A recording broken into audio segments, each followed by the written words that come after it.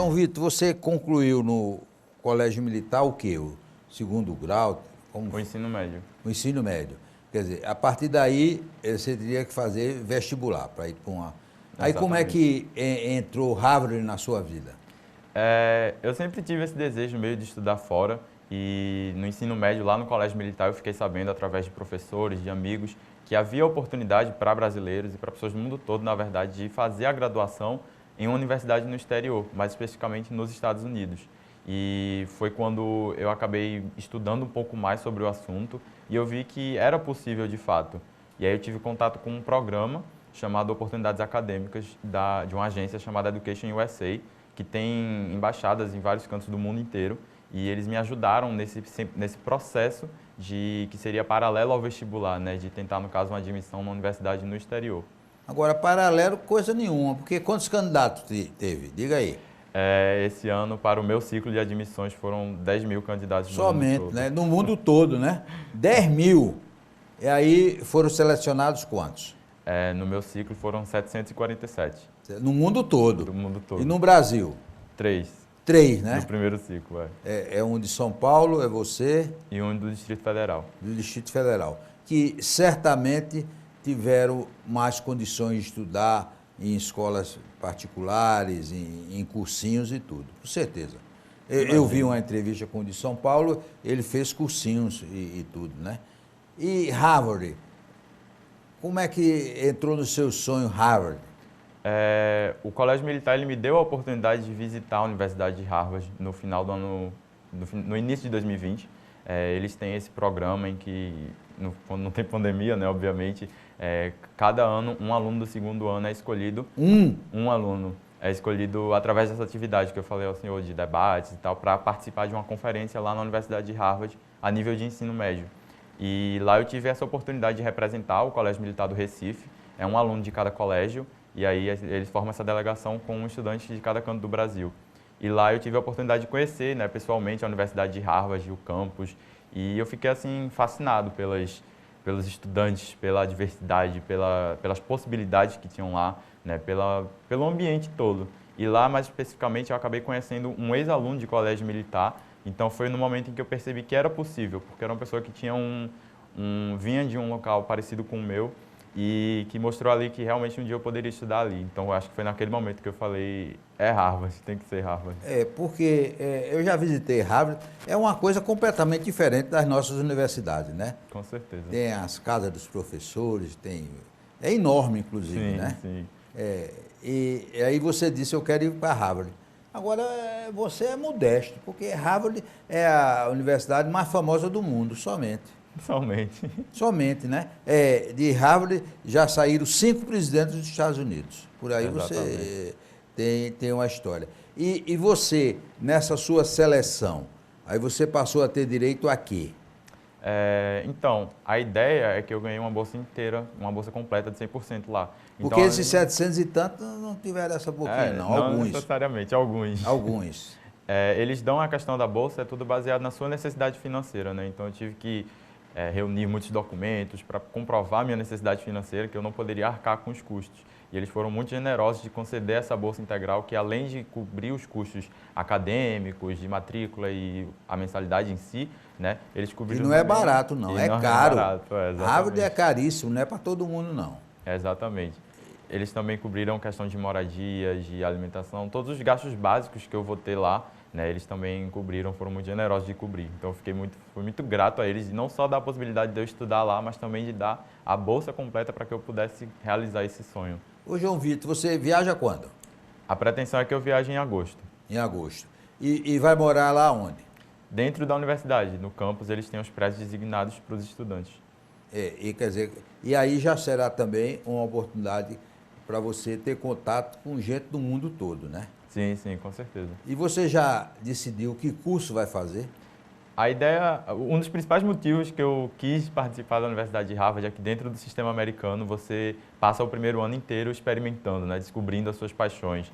E você só declara o curso mesmo no segundo ano. Mas eu já tenho uma pretensão, sim, eu queria fazer justamente o curso de governo, né, como o senhor bem disse. Já saíram 5 presidentes americanos de lá, então alguma coisa tem ali naquele curso que com certeza vai ajudar a seguir as minhas pretensões no futuro. Agora, eu quero, quando você for presidente do Brasil, lembre que fez uma entrevista aqui, né? Porque claro. quer dizer, você quer seguir a carreira política. Eu ainda acho que é muito cedo para dizer, mas eu acredito que ou a carreira política ou a carreira diplomática, acho que seja o meu futuro. Quantos anos é o seu curso? Meu curso é de 4 anos. 4 anos, você vai passar 4 anos lá, vou me formar em 2025. Agora, você disse outro dia numa entrevista que vai também arranjar um negocinho para ganhar um dinheirinho extra, né? A ideia é que, além da bolsa que eles dão, né, eu tenha também um estágio, alguma coisa, para eu poder me manter lá. Sim, mas, quer dizer, coisas extras, né? Porque o básico claro. Você terá, né? Sim, sim. Aí o emprego em que? Vai trabalhar em McDonald's, o negócio, né? O que aparecer. Mas uma área em que você pode atuar bem é essa coisa de tradução, né? Sim, com certeza. Eles precisam muito, né? Até para o acervo da biblioteca e tudo mais. Quer dizer, na própria universidade tem essa possibilidade de ter esse emprego extra, né? Um extra, certeza. Né? E nesses 4 anos, você vai ter direito de vir ver seus pais aqui? Vou, aí vai depender mais da condição financeira deles, né? No caso da minha família. A universidade, ela cobre os gastos básicos de lá, mas eles, infelizmente, não podem prover questão de passagem para eu voltar nos feriados, enfim. Mas aí a gente já está negociando isso. Aí você vem para cá ou eles vão para lá? Depende muito. A minha mãe, ela está com um desejo agora. Magicamente, depois que eu passei, a minha mãe está pensando agora em ir e ela quer porque quer ir para lá, mas aí a gente tem que ver a condição financeira, né? O mais fácil é que eu venha para cá mesmo. Como é o ano letivo em Harvard? O ano letivo ele é um pouco diferente, porque lá eles seguiam pelas estações, né? O ano letivo ele começa em agosto para setembro, mais ou menos, que é quando começa o outono lá, e ele tem o seu fim ali mais ou menos em maio, junho, que é quando termina a primavera. E aí as férias são no meio do ano, que é as chamadas férias de verão. Agora, você está preparado que a temperatura lá em Boston não é de Camaragibe, não, né? É verdade, é muito frio. Muito frio, né? Muito frio. Aliás, Boston tem uma coisa interessante, né? Nas ruas principais tem um roteiro que sai andando, vendo os prédios antigos, que é uma cidade muito bonita, né? Uma cidade histórica também. Cidade histórica e tem esse negócio dessa universidade famosa. E qual você já sabe, evidentemente, que você está estudando tudo como vai ser lá o esquema. Quantas horas de estudo lá? É igual aqui, então? Não, eu acho que lá deve ser com certeza um pouco mais puxado. Eu vou ter que dedicar mais tempo às cadeiras, com certeza. E você falou aí em lazer. Qual era o seu lazer aqui? Eu gostava muito, né? Quando era possível sair com os meus amigos. Os meus pais, eles nunca proibiram também, né? Eles sempre incentivaram, inclusive, que eu mantivesse amizades. E aí justamente era muito bom para manter uma conversa, para refletir um pouco, né, sobre a minha vida. Então eu gostava muito de sair, gostava muito de ir a um cinema, ir a um parque. Paquera? Se tivesse tempo, sim. Mas não tinha tempo. Vai ver que você vai arranjar uma americana. Que aí o cara vai para Harvard e não volta mais. Fica não lá fala isso que a minha mãe passa mal. Mas, quer dizer, não tinha tempo para isso. Mas, por exemplo, cinema, ir para shopping. Com certeza. Eu tinha que ter no final de semana, descansar um pouquinho. Porque também com esse ritmo de trabalho, entrava pela madrugada, era? Eu gosto muito de trabalhar na madrugada, é um tempo assim. E como é que você tinha que acordar às 4 horas para ir para o colégio? No final de semana, agora no período da pandemia, né, que as aulas foram remotas, era um tempo que eu gostava muito porque é um período mais calmo. Mas aí quando estava no colégio tinha que dormir cedo, senão... E essa pergunta é meio pertinente para um aluno brilhante. O que é que você acha do estudo presencial e o estudo online? O que é que você acha do estudo online? Eu acho que, assim, o estudo online, os professores estão fazendo de melhor, né? Mas não é a mesma coisa, nem para os professores e nem para os alunos, isso é evidente. Eu, particularmente, eu tinha muita dificuldade de focar naquela questão do estudo online, né? Era muito difícil para mim, por exemplo, acompanhar uma aula online sem distrações. E isso aí é comprovado cientificamente, né? O nosso cérebro, ele trabalha ali, além de... Não é a mesma coisa que estar na aula presencial. Além de você estar ali prestando atenção na aula, você tem que prestar atenção na tela, e aí o brilho da tela cansa. Enfim, é toda uma situação. Eu acho que a aula online, ela, com certeza, ela tenta atender a melhor necessidade da gente, mas não é a mesma coisa que uma aula presencial, com certeza. E como foi, nesse período, o seu relacionamento com os professores? O meu relacionamento, eu sempre tentei manter um relacionamento cordial, né, com os professores. de parceria, sempre gostei muito de tirar dúvidas, de conversar com eles após as aulas. Então, eu acho que eu tinha um relacionamento assim, muito de parceria com alguns professores, né? Uma das etapas para entrar na universidade é ter uma carta de recomendação, uma não, pelo menos 3 de professores diferentes. Então, a ideia é que eu sempre gostei muito de conversar com os professores, de saber um pouco mais, além do que era dito na aula. E depois do intervalo, nós vamos continuar conversando com o pernambucano que vai estudar em Harvard.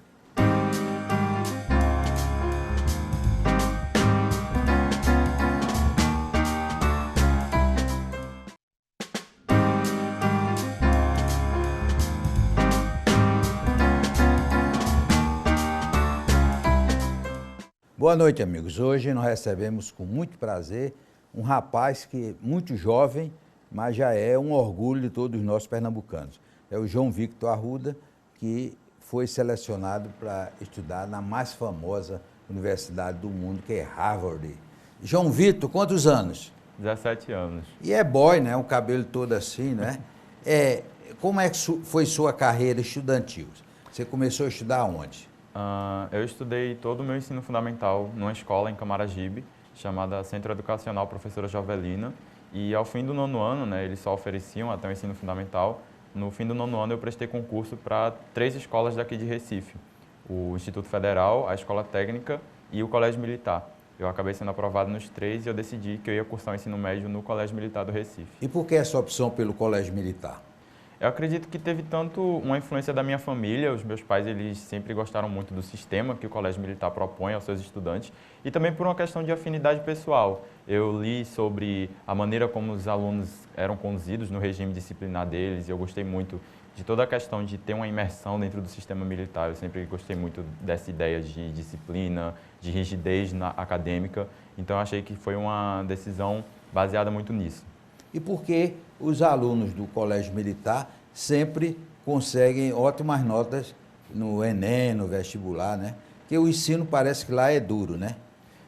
O ensino no Colégio Militar, eu diria que ele tem esse diferencial de um foco muito maior na questão da disciplina, na questão da hierarquia, mas ao mesmo tempo ele oferece muitas oportunidades também fora da sala de aula. Eu acho que esse é o grande diferencial do sistema Colégio Militar do Brasil. Ele traz muitas oportunidades que não se restringem só ao que a gente aprende dentro da sala de aula. Ele produz oportunidades fora da sala de aula também. Então, por exemplo, que oportunidades? No Colégio Militar, por exemplo, eu tive a oportunidade de fazer parte de um clube chamado Clube de Relações Internacionais. E lá a gente tinha, por exemplo, debates de questões relacionadas à política internacional, de simulações de modelo das Nações Unidas. Então, por exemplo, o que você aprende numa aula de geografia, numa aula de história, você pode aplicar nessas sessões do clube através de debates com os seus colegas de classe, onde você aplica esse conhecimento fora da sala de aula também, consolida ele de uma forma melhor. Mas você teve, nesse período que estudou no Colégio Militar, alguma vontade de seguir a carreira militar?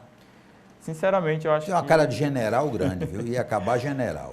Eu gosto muito da área militar, eu gostava muito de fazer as formaturas, de passar o uniforme e tudo isso, mas eu acho que é muito sobre vocação também. Eu acho que depois de fazer uma análise eu acabei percebendo que eu não tinha muita vocação para a carreira em si, mas eu gosto muito da área. Mas já no Colégio Militar, você costumava ganhar 10 nas notas, né? Sim, sim. Lá a gente tem um sistema de hierarquia, né, dentre os alunos, e os alunos recebem medalhas, recebem postos, né, de acordo com as suas notas. E aí eu sempre estava ali entre o terceiro lugar, entre o top 3 dos alunos da sala, por exemplo. E o inglês? Como é que o inglês entrou na sua vida? Logo no início, assim, a minha mãe ela atuava como professora de inglês, né, então sempre vi ela como um exemplo. Mas foi uma coisa que, assim, a minha família nunca teve, por exemplo, condições de pagar um curso de inglês. Eu fui aprendendo tudo muito sozinho mesmo. Eu sempre tive uma imersão muito grande na cultura norte-americana, por exemplo. E o inglês é uma língua, assim, que é o que todo mundo precisa saber hoje, praticamente, né? Então, eu sempre gostei muito de ver filmes, séries, músicas. Então, eu acho que eu acabei sendo uma imersão muito orgânica ao longo dos anos, né? Nunca teve um momento que eu falei, eu vou aprender inglês. Foi uma coisa que eu fui aprendendo sozinho e que aperfeiçoei, né, com as aulas no Colégio Militar, na escola também. Ô, João Victor, e com que idade você acha que já estava falando bem inglês? Com quantos anos? Eu acho que quando eu tinha ali na faixa dos 15 anos, foi quando eu realmente parei e pensei, eu consigo ter uma conversa com uma pessoa nativa. Eu acho que foi nessa área que eu falei, eu acho que eu realmente falo bem inglês, no sentido de que eu consigo me expressar e que eu consigo também formular frases e escrever bem. Essas suas paradas na vida, você conversava com quem? Com o homem lá em cima, era? Para definir o que vai fazer? Não, olha, na verdade eu já mudei muitas vezes o meu pensamento. Eu costumo falar com os meus pais, né, que assim, no primeiro ano eu queria fazer medicina, teve uma época que eu considerei fazer academia militar, teve outra época que eu considerei fazer direito. Então eu acho que foi muito mais uma questão de eu ir me descobrindo através dessas oportunidades que o colégio me fornecia. Então eu me encontrei muito nesse mundo dos debates, no mundo da oratória, por exemplo, no mundo talvez da diplomacia, da política. Então eu acho que foi ali que eu realmente encontrei a minha vocação.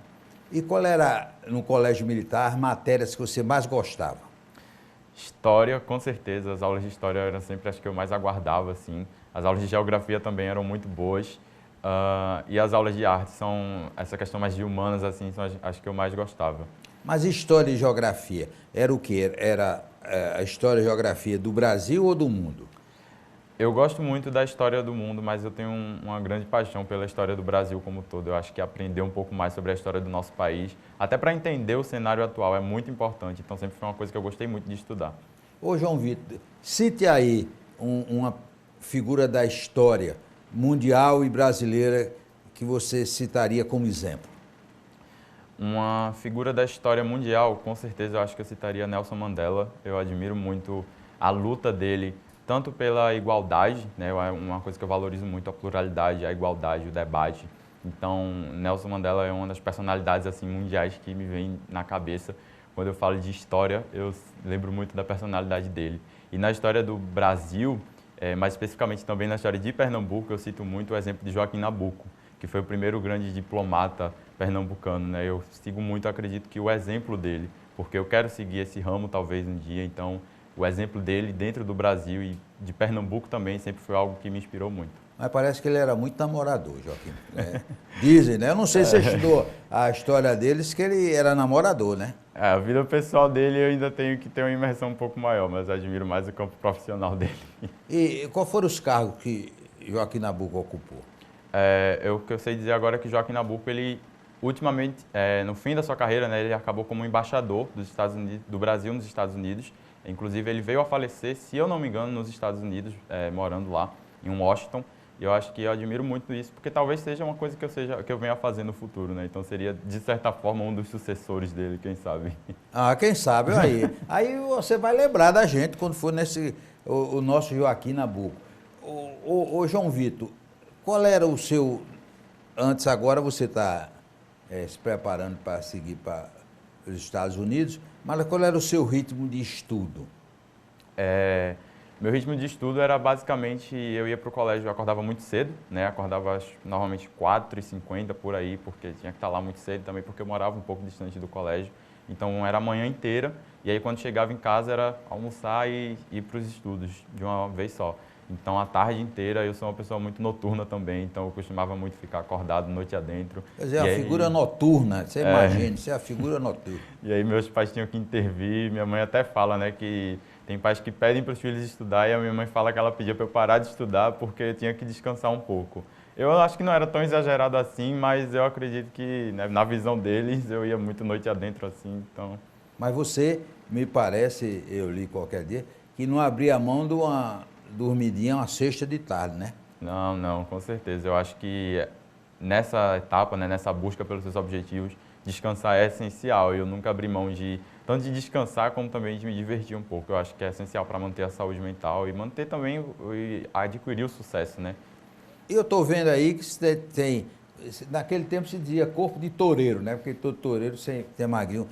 E não é muito de comer, não?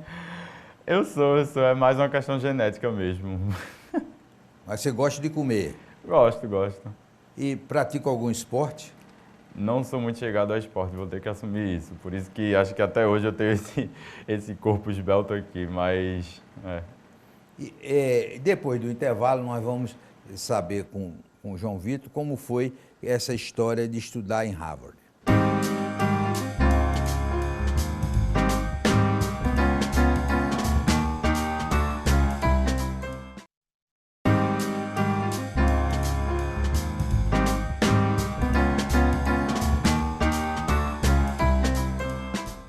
Vitor Arruda, conte pra gente como foi o dia que você soube que ia para Harvard. Como é que você soube? Eu soube pelo site deles. Eles colocaram lá que ia sair às 9 horas do dia, se eu não me engano, 17 de dezembro. E 9 horas da noite. Então foi um dia bem tenso, para falar a verdade. Eu passei o dia assim pensando, meu Deus, esse é o resultado que eu esperei a minha vida toda por ele, né? Então eu fiquei bem tenso o dia inteiro, mas aí quando saiu o resultado eu só consegui chorar de alegria. Deu um grito? Grito não teve não, mas teve muita choradeira. E como é que essa sua vitória foi pelos seus professores e seus colegas do Colégio Militar? Eu acho que quando a gente, querendo ou não, quando a gente decide que vai tentar uma admissão na universidade no exterior, é um processo de nadar muito contra a maré, sabe? Então eu via, por exemplo, os meus amigos se dedicando ao Enem, né? Estudando horas e horas a fio para fazer a prova do vestibular. Enquanto eu estava pensando no processo de admissão, que é um processo muito mais holístico, é um processo muito onde você fala mais sobre você, né? Não é só a questão da prova. Você tem que, por exemplo, escrever redações sobre a sua vida, falar sobre quem você é como tudo estudante. Em inglês. Tudo em inglês. E isso me deixava um pouco aflito, né? Porque a sensação de você estar fazendo aquela coisa sozinho, aos poucos, pode ser um pouco angustiante até. Então, eu acho que ter o apoio dos professores, ter o apoio dos amigos e eles falarem o tempo inteiro que era para eu pensar, né, de maneira mais ampla, né, quando eu tivesse o resultado, que seria uma conquista muito grande, que era para eu manter a minha fé, manter a minha força e continuar naquele processo. Então, acho que foi crucial que eu tivesse o apoio deles. E como foi importante na sua vitória a participação dos seus pais? Qual é o nome dele e dela? Minha mãe Alcilene e meu pai José Francisco. Como é que foi? Os meus pais, assim, eles foram cruciais também. Eu acho que, assim, de certa forma, eles estavam um pouco incertos se realmente eu ia conseguir, né? Porque é uma coisa que, querendo ou não, é muito fora da nossa realidade, né? O meu irmão, em uma das entrevistas até, ele falou que eu achava que ele passaria numa USP, numa Unicamp, mas em Harvard, né? Ele nem sabia como é que fazia para se passar em Harvard.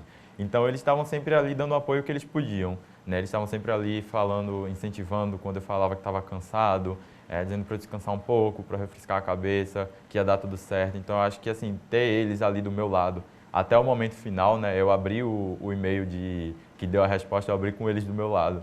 Então, assim, foi essencial, com certeza. Quantos irmãos você tem? Eu tenho 3 irmãos, mas eu moro só com um. Certo. E esses seus irmãos são aí brilhantes quanto você? Um dos meus irmãos, ele é professor de geografia, que é uma área que eu gosto muito. Então você conversa muito com ele, né, não? Converso. Brigo um pouco mais do que converso, mas é coisa de irmão, né?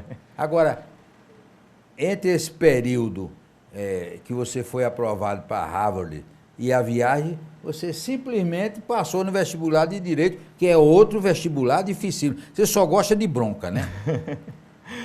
Eu acho que o desafio, ele me atrai, com certeza. E o Direito? Quer dizer, o Direito era um plano B, era? Era, de certa forma, o Direito era o plano B. Era o que eu mais me via fazendo aqui no Brasil, né? E talvez pensando muito nisso de terminar a faculdade para eu tentar uma pós-graduação na área lá nos Estados Unidos. Ou então fazer o Rio Branco, né? Sim, com certeza. Que era também uma opção, né? Ainda é um objetivo meu, né, no futuro, talvez, para trabalhar como no âmbito da diplomacia, né? É o caminho mais fácil. Mas é diplomacia ou é política? Você ainda está indeciso, né? De certa forma, sim. Eu acho que esses anos na faculdade vão ser decisivos para eu determinar que âmbito eu quero seguir. Eu só sei que, atuando na diplomacia ou na política, eu quero continuar desenvolvendo minhas habilidades de debate, de oratória e defender um futuro melhor para o nosso país, com certeza. E com certeza, ou você vai ser presidente do Brasil ou vai ser ministro das Relações Exteriores, né? Porque realmente você começa a sua vida de uma forma realmente fora do comum e extremamente brilhante, né? Obrigado. Viagem em agosto, mas já está começando a arrumar a mala? No momento eu estou com os procedimentos do visto, né? Que é a coisa mais importante até o momento, para já iniciar os preparativos, mas já estou pensando como é que vai fazer a mala para arrumar os casacos para o clima frio, já tem que pensar. O seu visto é um visto especial, né? O visto de estudante.